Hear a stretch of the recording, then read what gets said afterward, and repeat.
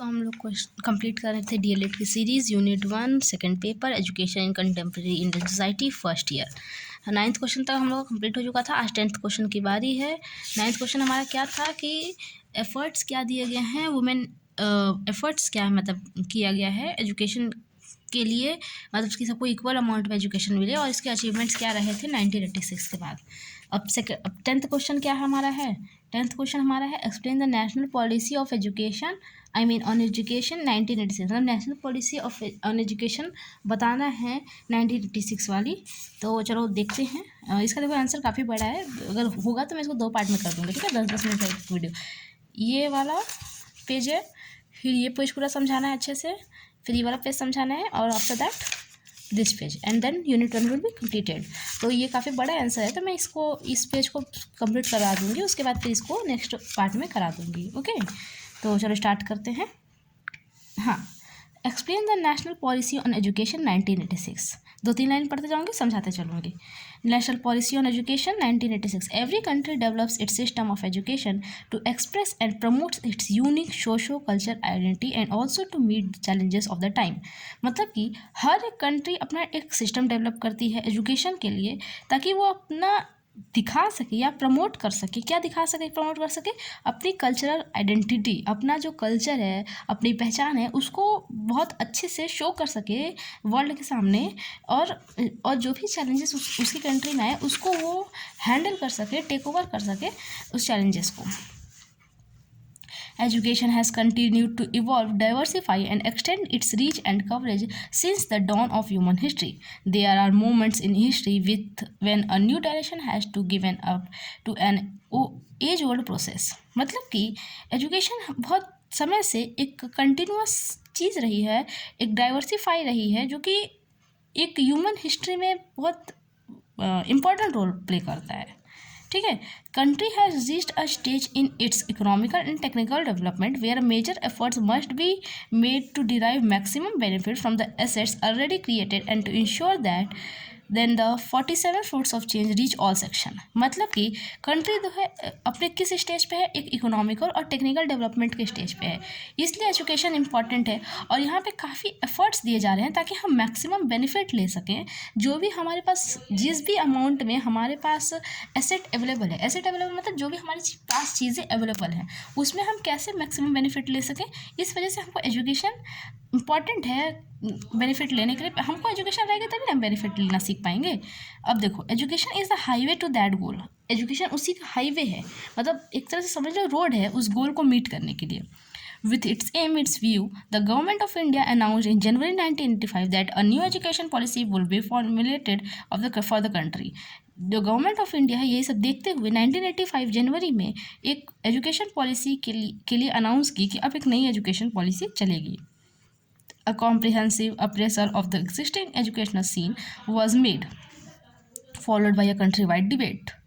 The views and suggestions received from different quarters were carefully studied till the 42nd Amendment of Constitution 1976. Education was in state list.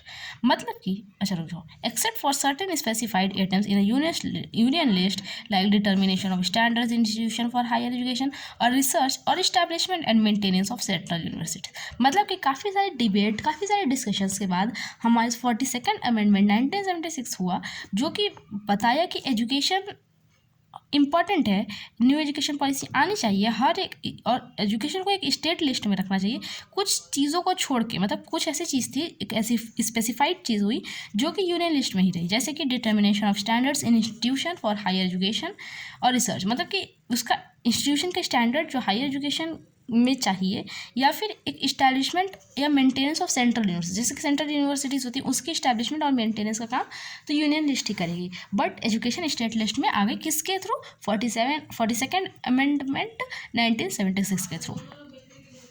अब देखो, the objective of incorporating education in the concurrent list was to facilitate.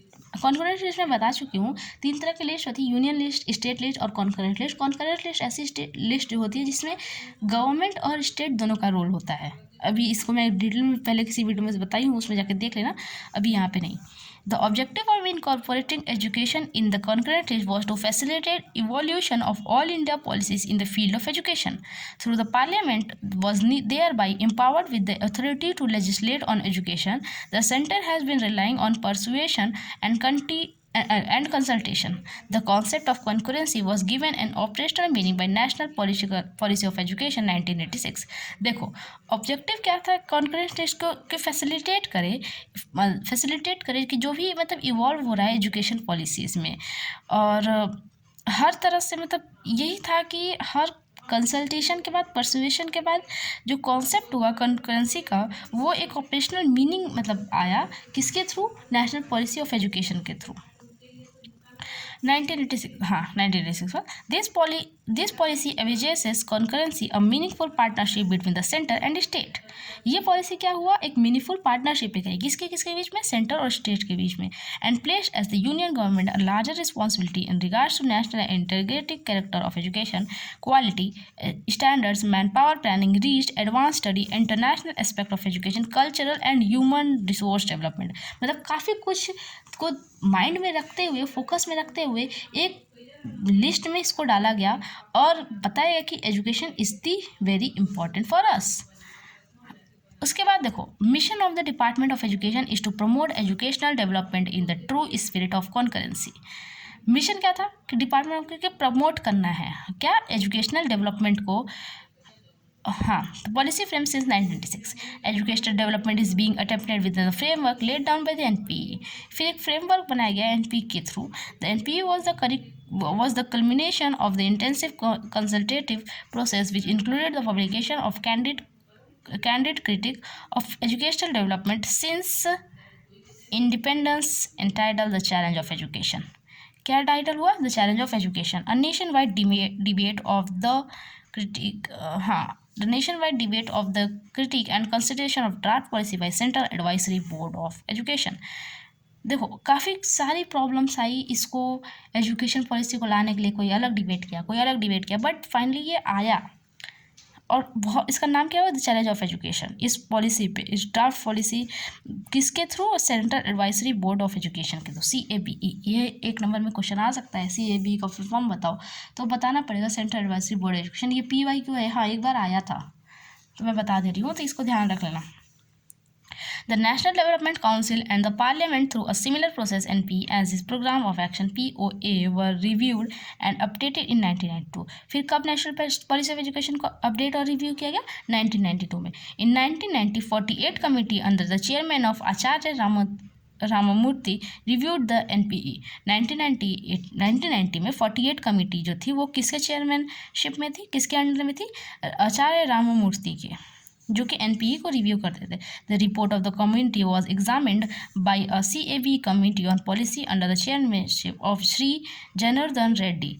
देखो फिर जो report of committee आई जो examine की जाती थी CAB committee को, वो किसके अंडर में आती थी, श्री जनार्दन रेड्डी जी के बारे में, और CM ऑफ आंध्र प्रदेश के अंडर में आती थी। CAB committee came to the conclusion that while very little of the policy itself required reformulation, किसी छोटी पॉलिसी को ही बस एक रिफॉर्मुलेशन के रिक्वायर है, the POA need to be revised considerably। The revised policy was tabled in the Parliament on 7th May 1992 and POA on 19th August 1992। जो revise policy लाई गई वो पार्लियामेंट में 7 मई 1992 को, और जो POA था वो 19th अगस्त 1992। POA क्या है, प्रोग्राम ऑफ एक्शन, है ना। The NPs address all aspects of education, her aspect of education को देखें हम लोग क्या क्या, equity, efficiency, relevance, quality, content, process, linkage, culture, value, society, quality, economy, resources and management. सोचो कितना कुछ ध्यान में रखते हुए हम लोग हर एक एस्पेक्ट को एड्रेस किए। The NP seeks to tilt the balance away from quantitative expansion of institution towards quality and quantity। NP क्या देखी, बैलेंस बनाई कि क्वालिटी और इक्विटी दोनों के बीच में एक बैलेंस बना रहे। Consolidation and protection from degradation of higher education institution is postulated as an important policy objective. मतलब कि हायर एजुकेशन इंस्टीट्यूशन जो था वो एक इम्पॉर्टेंट पॉलिसी ऑब्जेक्टिव, मतलब एक इंपॉर्टेंट ऑब्जेक्टिव था, ठीक है। The national policy of on education gives the higher priority to universalization of elementary education. जो नेशनल पॉलिसी थी वो किसको हाईएस्ट प्रायोरिटी पे रखी? यूनिवर्सलाइजेशन ऑफ एलिमेंट्री एजुकेशन, ये हायर प्रायोरिटी थी इसकी। अब देखो ये वाला पार्ट हम लोग नेक्स्ट में कवर कर लेंगे, अभी इस पार्ट को यहीं तक ध्यान रखो, ठीक है। बस एक पेज है और फिर ये उसके बाद सेकंड यूनिट हो जाएगा।